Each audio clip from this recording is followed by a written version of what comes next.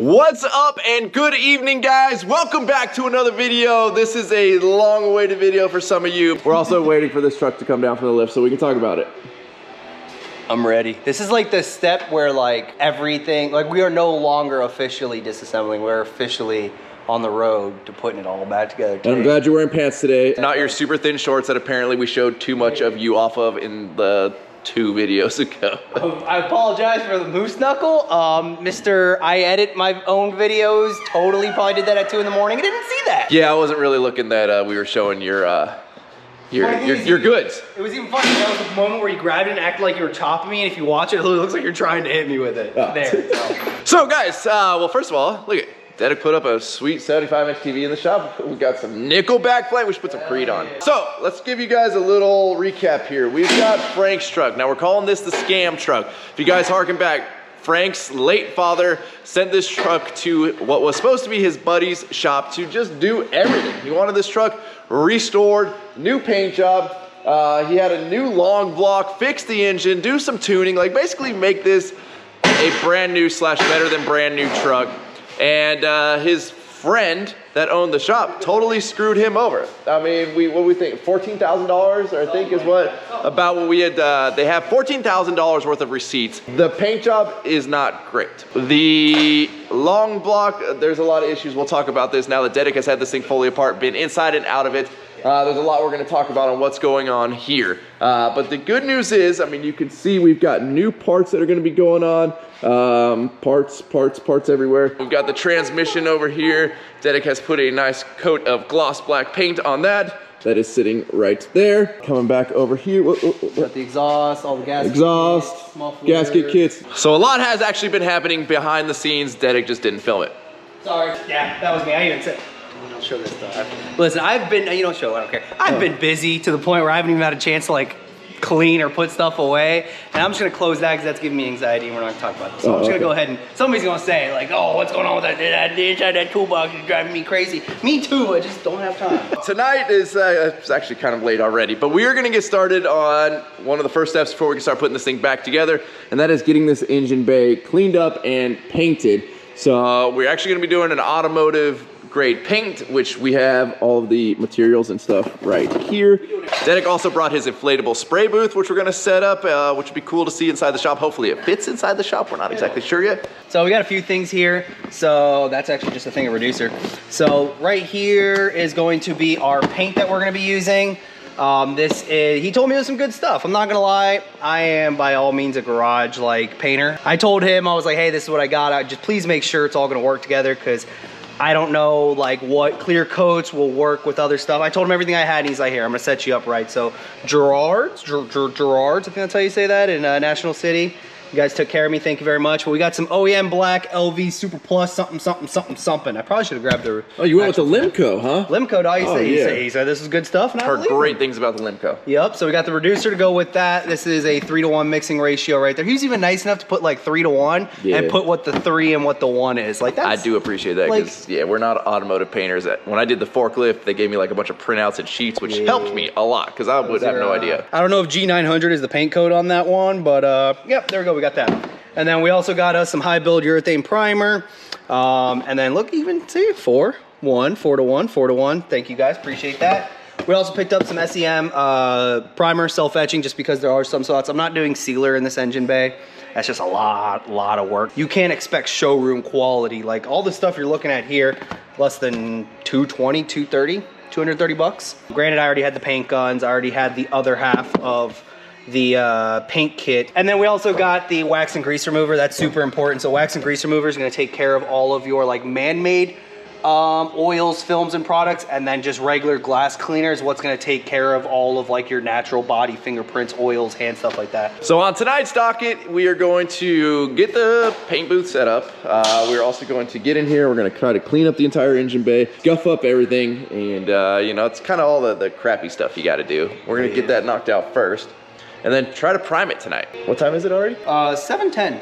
Feels a lot later. Why does it feel so much later? It's this time change Oh, stuff. I hate Didn't they the vote to like stop this and it passed and then they just forgot to do it? No, then they said, well, we have to study it more. You also noticed Dedic went ahead and painted the engine block. So we've got a nice Chevy orange. Which was a request of Frank. There That was like, honestly, out of everything we talked about, there was 2 things he mentioned that he was like, if I could do 2 things, these are the 2 things I want. Apparently his dad was pretty old school and he liked the color Chevy orange, especially on a block, and I love that. The first LS I did, that one in the K20 actually, before the Duramax went in, was painted in this Chevy orange. I love it. So yeah, we went ahead and did that for him. Honestly, and it just looks good on an engine and it makes it super easy to like paint accessories and make it all look good. I don't know, it's just my thing. Looks good, so I appreciated that. And then the other thing was, he absolutely hates like those gauges that are in that truck.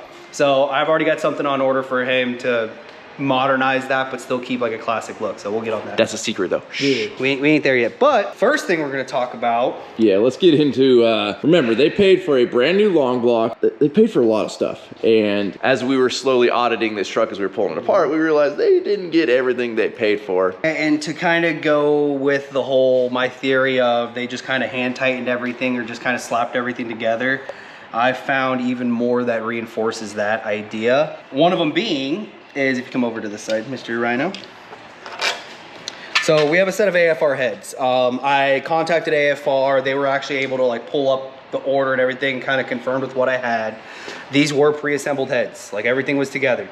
If you look at this stud right here, we have ARP rocker studs with the guide plates. But if you notice something here, one of these is a lot shorter than the other. At some point, I think they either realized they needed a rocker stud for another project, like they had ordered these heads and they just sat in the back of the shop for a while or something. And I think somebody robbed him of one of his rocker studs, because it's not like you're gonna snap one of these, tightening these down, trying to find, you know, zero lash. Like, I can't imagine somebody pulling that off. The only thing I can think of is somebody needed one for their project at the shop or a vehicle they were working on, grabbed it off this one, threw a stock one in it and said, I'll order another one and replace or something. And they just never got to it.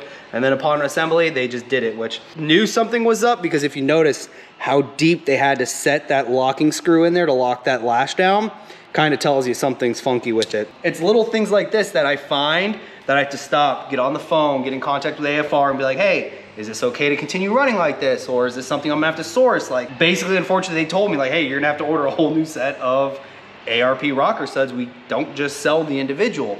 So I have to order an entire set just to replace the one. We'll just go back to their shop and steal one off of another truck. Yeah, we should, all right? Just continue the cycle. Another thing I found was, this one actually kind of blew my mind. I'm sure if I look in there somewhere, I can actually find the bolt. They, for the cam retaining plate, they just took some like grade 8 hardware, chopped them down, which is just a quarter 20, like you can find that anywhere. They just chopped it down and then tightened the hell out of it to the point where you can actually see a crack around the head of the bolt where the threads meet, and it was like bent and about to pull off. So I ended up having to source some new hardware for that. And luckily I was able to find that, replaced it with the proper hardware. That's all Loctited, torqued down, and torqued to spec, and everything's good. Also, another thing I found, which I think was probably one of the biggest weights to get word back, the head bolts he used, you can kind of see how where it mounted exceeds where it kind of, the side of the hex. What was happening was these were actually grinding themselves down into the head when they were torquing them down. Every single mounting spot for the head bolts had to get, like, I had to sit there and basically flatten them out and polish them out, because they were like, hey, you're gonna have to run like ARP's head bolts now, and you're gonna have to polish that out, because if you don't, it's gonna throw off your torque specs and your head's not gonna, it's not gonna be a tight enough surface, it's not gonna sit right. Eventually, like, I had to send pictures to them, emails, they looked at some stuff, said, hey, everything looks like it's gonna be fine. And it sucks, these heads have like 40 miles on them. Yeah, that's insane. They're brand new heads and they just absolutely trashed them in so many different ways. So we ended up having to replace those because these were not going back in, and we have ARP head bolts in now. Check these out. These are the push rods. You see that big wear mark right there? Take a look at this. It's on every single one of them. They did not align the guide plates that are here. So what was happening was when they were tightening them down, I think they just like impact them in or something. I don't know, but what happened was it actually crushed in all the arms on the guide plates and was basically grabbing each push rod on every single cylinder. So I'm sure all that like upper end noise that we were hearing when we first fired it up and was like, hey, this thing sounds really weird on the top end. It was just wearing away at the push rods. And that all happened within a drive from that shop to the guy's house, Frank's house, and then from Frank's house to here. Like, that's insane. How do you fire that up on first thumb and go, that sounds great, get that out of here? Like, after you stick the family up for another like 4 or 5 grand to get it out of your shop that it's been in for like over a year. Yeah. And you already took them for all their money. Not good, not good. There's a lot of things wrong with this. It is what it is. I'm pretty sure the rear main seal was already leaking. The one I ended up taking out did not look very good. Trying to find the right hardware for like the cover for the fuel pump, getting stuff like that. Like some of this stuff kind of takes a little bit of time, but we're doing it right, and that's what's important. So we're jumping on taking everything off of the firewall and all of that, just basically stripping the engine bay completely. Then it gets pulling the windshield wipers off. We then have to pull this cover off so we can actually get to the, well, we've pulled the windshield wiper motor, but it's still connected somewhere underneath here. So we gotta get there first so we can actually fully pull the motor off. Yeah. Where's the other ones? I'll put that one. No. Yep. We got a bunch down here, buddy. Front face. I didn't want to like rip that up. That A1 routing they had that completely collapsed that hose, so nothing was going through it. Yeah. I'm sure that was great for like fitting and whatnot. Disconnect the washer hoses. Coming over. Well, everything has been stripped. Dedic has been working away over here getting this thing nice and scuffed up, sanded. Getting pretty close there to being ready for a little last minute cleaning, and then we'll throw some primer on tonight. Yep, it's happening. I use my orbital sander to get the majority of it, but there's just some spots that you're just not gonna get that thing into. We wanna identify any spot that needs to get taken all the way down, take it all the way down, hit it with that self-etching primer and then high build primer, and the engine bay is gonna look one total color. Now on newer trucks, you see a lot less of the engine bay, but on these old trucks, I mean, there's just so much room in here. You kind of got to hit everything, right? I mean, you're gonna see a lot of this even after the engine and everything's put back into place, so you can't really miss much. You'll see it. Yep, so you gotta do the work. Technically, second engine bay I've ever painted. The first one was more or less just a firewall. It was my dad's C10 that I did Daytona yellow on. Okay, so now we've taken a little high efficiency technology, Grow Automotive Grow Super Clean grease, wax, and silicone remover. Put it in a little pump sprayer here and giving her a good final wipe down.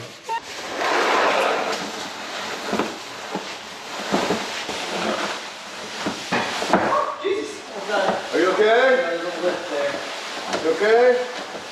I'm gonna take it like 2 feet in front and cut it. This is only 9 feet wide, so.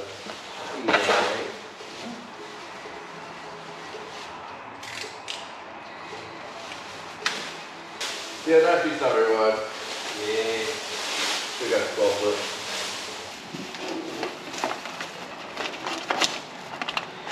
Make sure to check that horrible paint spot right there. So we've got the entire truck masked off again just to be safe. We don't want any overspray landing on the like okay-ish paint job, but that's not gonna change. So we gotta do our best to protect it. Pretty much have gotten the entire engine bay secured on all sides. We'll get this all masked off. You know, obviously we're not gonna remove that. That's easy enough to mask around, but pretty much everything else has been absolutely stripped. Now, this is gonna be my first time seeing Dedic's inflatable spray booth slash bounce house if we get bored tonight. Honestly, yeah. They are heavier than they look. I don't know if I'll be able to one hand both of these. Let's see if we can get them together there. Oh, that's awkward. With a broken finger. There we go. Oh, and we're hooked. And we're hooked. Okay, we're back. And the heavy one is on my broken finger. Now, we could probably get away with not using a spray booth for an engine bay, but there's just a lot of stuff in here we don't want covered in overspray. So like that mint CDR right there. first sale, 650 bucks if anybody wants it. Come get it today. What kind of knot do we use here, man? This is not a Navy knot. No, that's a Hope knot, Doug. Can't tie knot, tie lock. Jeez. Hurry up, Doug. Hurry up and get the cover off before it expands. Oh, jeez.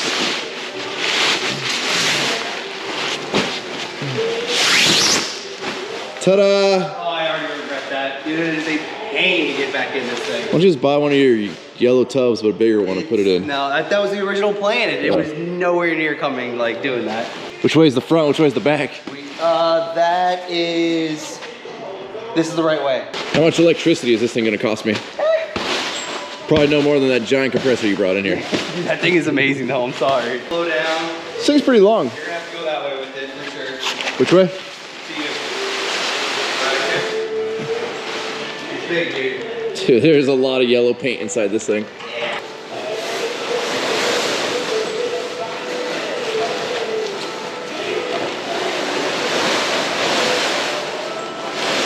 That's the top.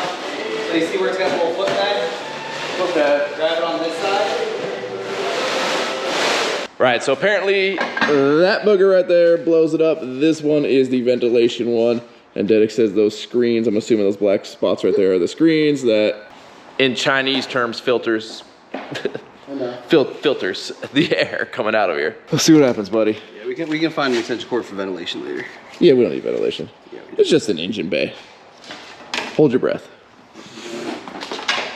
Yeah, last time I did this, I messed it up, and I thought the big one was to blow it up, and there wasn't enough ventilation. Fire it up!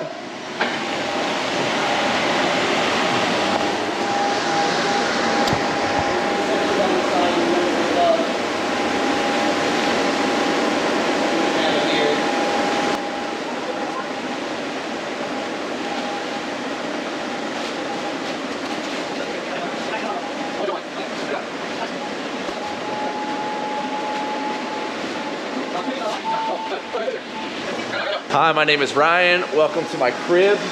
Take you guys inside. Right here we've got the prep room. And then if we come inside, we've got the, this is where all the magic happens. Not with us two, because that's not fun. But this thing's pretty good size. We need some lights in this bad boy though. This is emergency escapes. There you Rip go. the window off if you need to bail. All right, all right. That's what I'm gonna be doing because I want ventilation. Dude, this thing's fun. Yeah, I mean, I guess this is catching more than nothing. I mean, it would suck because the noise would dog. Imagine if we went camping and just showed up with this. Like, all right, got my tent. I like the little prep area. I mean, it's kind of big, kind of weight. I don't know. Do you really need a prep area? Yeah. I feel like we're wasting solid 3.5, 4 feet with this. We could just like cut it out. Oh, slow down, slow down. I don't know if the cat eye's fitting, dog. That's why it's getting painted in two, and that back door is just gonna get taped over the rear of the frame. Yeah. So we were able to just get this thing to zip off the back of the truck, but man, you are like maxed out in the front of the spray booth. I definitely think this is gonna have to end up getting cut out at some point. Dedek wants to keep using this thing, but I mean, I guess technically he's got some room to get around in here. It is dark in here though. When we were at SEMA last year, we were actually checking out some inflatable spray booths like this because it's actually a way to get around a lot of the permitting that it's really, really hard, at least in Southern California, to open up a new body shop. In fact, really your best way is kind of like a liquor license. Certain areas only have so many liquor licenses that they offer. So if you want to open a bar in an area that they're not offering any more liquor licenses, you have to actually buy a new one. So like the restaurant project that we're on, they had to pay $180,000 to buy an existing liquor license because you can't actually get a new one. You have to buy one that was already on the books. So people will close down their bars or restaurants and keep the liquor license in their name, and it's kind of their investment, and later they sell them for a profit. I think normally a liquor license is like $20,000 to $40,000, but when you have to buy one that's already instated because you can't get any more, it ends up being $180,000. And there's actually brokers that just broker liquor licenses. Anyways, to open a new body shop with all the permitting and all of the EPA stuff you got to deal with, you can't really do it. You have to buy existing ones down here, or portable spray booths are kind of your workaround with the proper ventilation.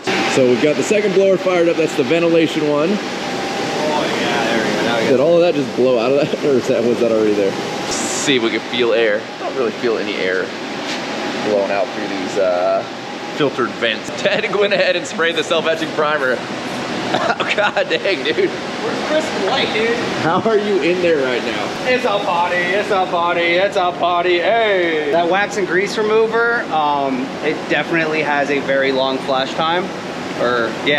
Because the second I started doing the self-etching, in some spots I saw like solvent pop like right away. So I had to like stop and wait a little bit. And then once I went back over it, it was good. It's just, you know, you learn as you go. And one of the things is you gotta wait a little longer. Dedek is getting his slingshots ready over here, his paint slingshots. My ghetto paint gun right now. Not the paint gun itself, I use, shocker, I use Harbor Freight spray guns. I've got the Spectrum HVLP for my primer gun. It's got a 1.7 tip on it. And then for my actual spraying is the Black Widow. I'm pretty sure I actually got these on like a Black Friday deal like a year or two ago. It was a really good deal. I think I got this one for like 60 bucks, normally like 120. And then this one usually goes for like 180. I got it for like 99 bucks. And good news is, Black Friday is coming up as of this video being live. I know you guys think we get everything from Harbor Freight for free, and that's why we talk about it so much. No. I own a lot of Harbor Freight stuff. The majority of it I owned actually before like I even moved back. So with the Spectrum paint system, find our 4-to-1, ignore the 1. You only use the second one if you need it. Okay, so now we're gonna get this mixed up. Safety first here. There's probably a lot of primer in that nose right now. Yeah, dude, that's the worst. Oh my God. I didn't always wear a respirator doing this. It's direct injection. I didn't always wear a respirator doing this. Listen, you're not too cool for safety when it comes to this stuff. This stuff will mess you up. Dude, when I was a kid, well, I say kid, I was like 18, maybe 19. I had a Yamaha Rhino, and I was like, I'm gonna change the plastic colors, but I don't have $2,000 to buy new plastics. So I made a spray booth in Papa Rhino's garage. He was pissed about this. I was about to say, and I sprayed this thing with like 12 cans of matte black spray paint, no respirator, no ventilation. I had like crystallized crap on my throat that a doctor looked at and was like, what the heck is going on in there? Was like trying to scrape the crystals off my throat from doing that. And I learned my lesson, wear a respirator. The Rhino turned out sick though. Let me see if I have a picture. We'll post it right here. Uh-oh, we're going to 2? Maybe it's too much. It's okay, we're gonna need a lot in there. Shake, shake, shake, senora, shake it all the time. Work, work, work, senora. That was all the time. Steady. Ah! Too much. That's it, dog. No, start over. Too much. Everybody got The other nice thing about the Spectrum system is right now at this point, you would put the little lid on it, the locking ring, and these little caps that are actually pretty like liquid tight. You push it in and you can just shake it all up, and it does a great job at getting it all mixed up. But unfortunately, because I forgot, I can't do that, so I gotta do this. Now we started this night pretty early. However, it is about to be midnight, and I think the fumes are getting to Dedek a little too much. There you go, buddy. We're gonna stand outside the booth for this because I don't have my respirator here. We'll see how well, you know, this plastic seals up. Dedek's getting himself zipped in. It's in his prep area. Now on this side, we can see a little better. We got the Harbor Freight light up over there in the corner on a tripod. That's helping us out. Climbed up on a toolbox to see if we get a little aerial view. Maybe that's a little bit better for you guys. Probably not. It's kind of hard to see through plastic windows that are all super wrinkly. I bet this booth would be fantastic outside during the daytime with all of the sunlight coming in.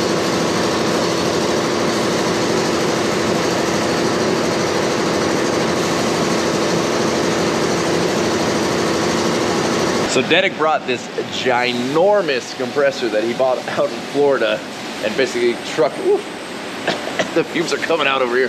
Trucked this thing all the way out here. Industrial air machine. I mean, that's a pretty good description, I guess, of a compressor. I'm gonna get away from these vents though, because they are not venting chemicals very well. Okay, y'all, Dedek has put on his second coat of high build primer.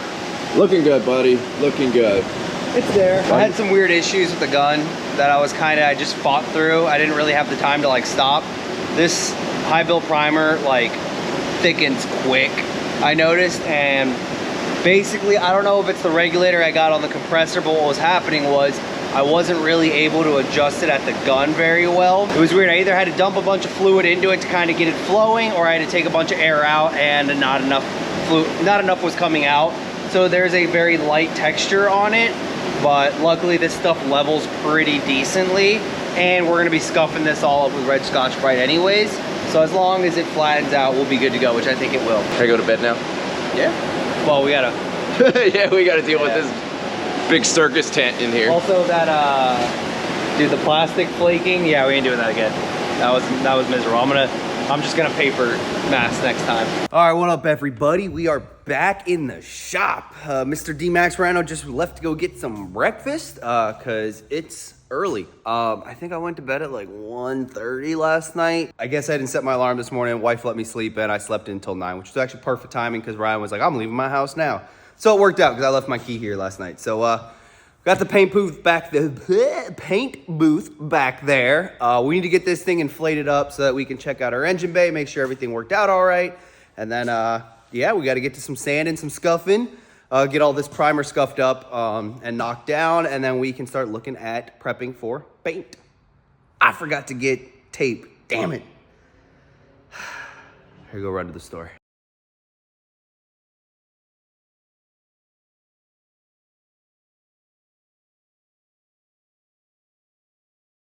Well, y'all, Dedek has been in the back for a hot minute. I've been inside making a bunch of work for it decals. Do me a favor, head on over to workforapparel.com, guys. The holidays are coming up. We do have a decent amount of stuff in stock. Get it now, though, because it will sell out closer to the holidays. Let's go check on our man back here. Make sure he's still alive, because I haven't heard any movement in a while.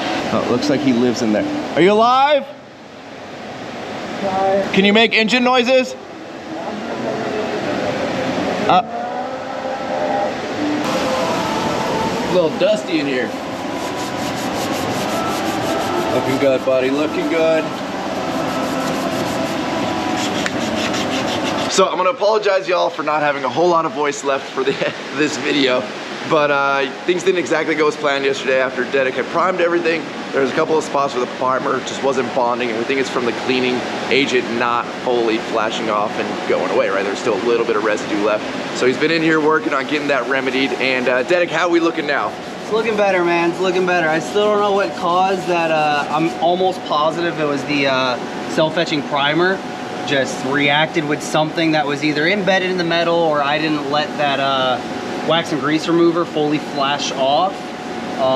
But something's causing it to almost like, it feels like it's like rubbering up underneath, and when you go to sand it, instead of it sanding and feathering, it's just like kind of rolling and peeling.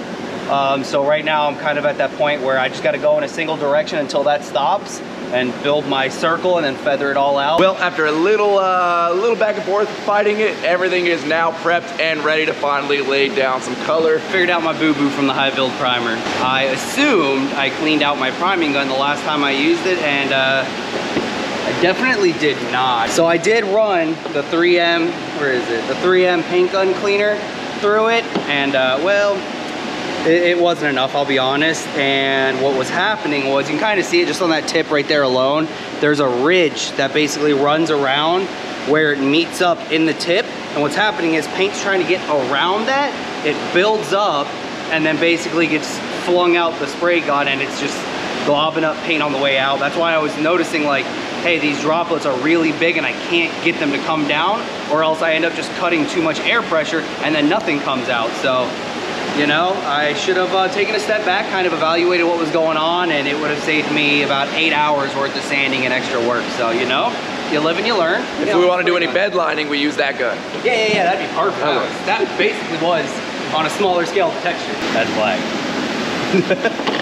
She did. Dark and thin. Hell yeah. Not pressed. All right, guys, so here we're going to do a little test spray. Please don't. On the booth. Please don't. Good luck, people. Not me.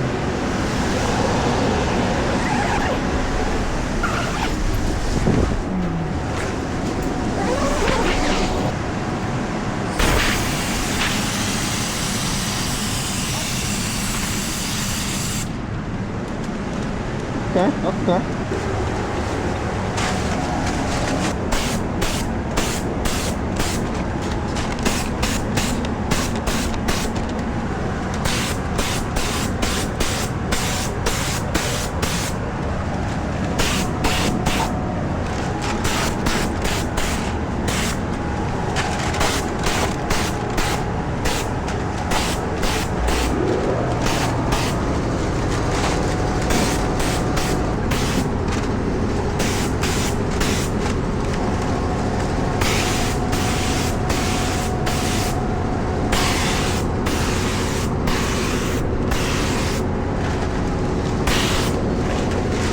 And then the weirdest spot.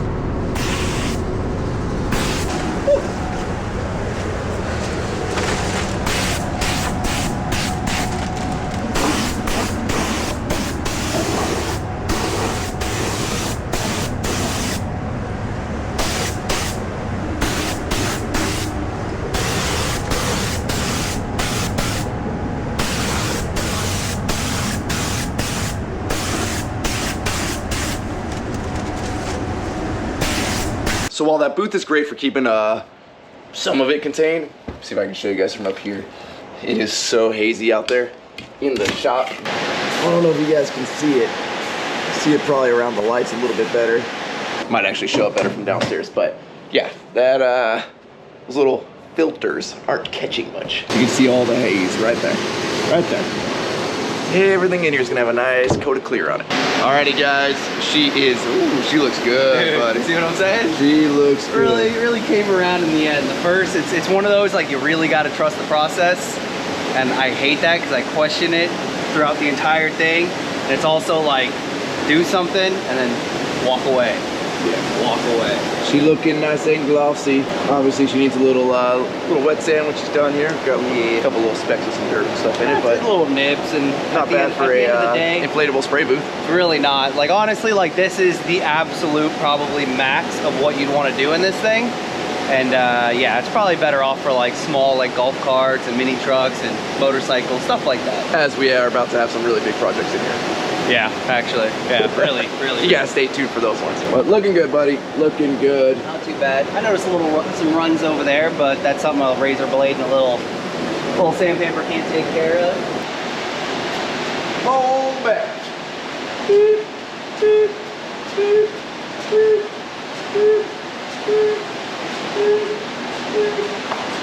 Looks good, buddy. Looks good. All right. We'll have the engine in tonight.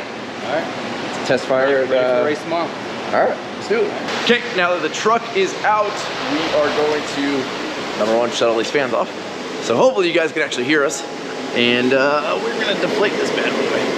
The blower off of the... Yep. Okay, just gotta give it a minute. Bringing her on down. What'd you pay for this thing? $500. 500 bucks? If that, yeah. Not bad, not Really bad. not. It's really not. All right, buddy. All right, bud. Going for a stroll here. Yeah. You ever had to like march through snow? No, but I had to take the air out of the bounce house before. I'm saying that's probably the same feeling. Oh. I made a nice butt crack going through it. Alrighty, y'all. Well, that's gonna wrap it up for the night. Engine bay's looking great. We're gonna fight putting this thing back in its bag another time. Next steps, I mean, Dedek's got pretty much all the parts to start getting this engine put back together, start making some forward progress on this thing, which is great. We're gonna be able to get this back to Frank, and it's gonna be the truck that they wanted and /or that they had originally paid for. Now it's just gonna get done right. So as always, thank you guys so much for watching. If you're not subscribed already, please click the subscribe button now that we do not miss out on any future content. Don't forget to give this video a like, aka a thumbs up. Don't forget to check out workforitapparel.com because if there's anything you want in this life, you gotta be willing to work for it because they're the best. I'm out. Damn.